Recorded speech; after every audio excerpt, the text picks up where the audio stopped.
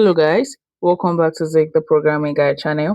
In today's video, I'll be showing you how to set certain contacts to ring or on silent on Android. Yes, so the first step you have to do is open up your call settings, and you actually have to add the contact to your favorite.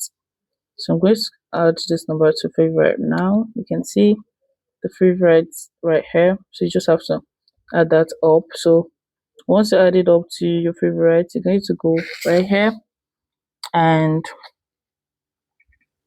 you're going to open up your phone settings.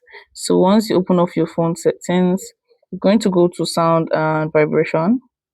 Once you go to sound and vibrations, you have to make sure your phone is not on vibration, vibrate or mute. So you have to put it on DND. Yes, wait, there's a twist. Click on turn on. So once it's turned on, the next thing you have to do is you actually have to go to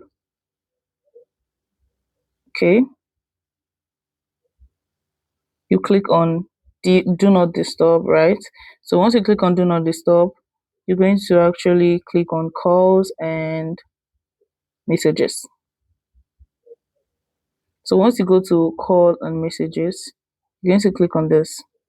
So here you're going to actually click on this contact only, right? So once you click on contact only, you're going to go back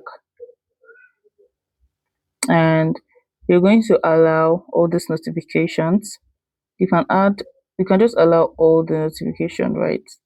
Click on add and allow all, because normally DND is not going to give any notification because it's on DND.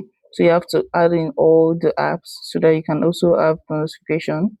So once you do that, you also have to allow your alarms and sounds. You have to turn all of them on.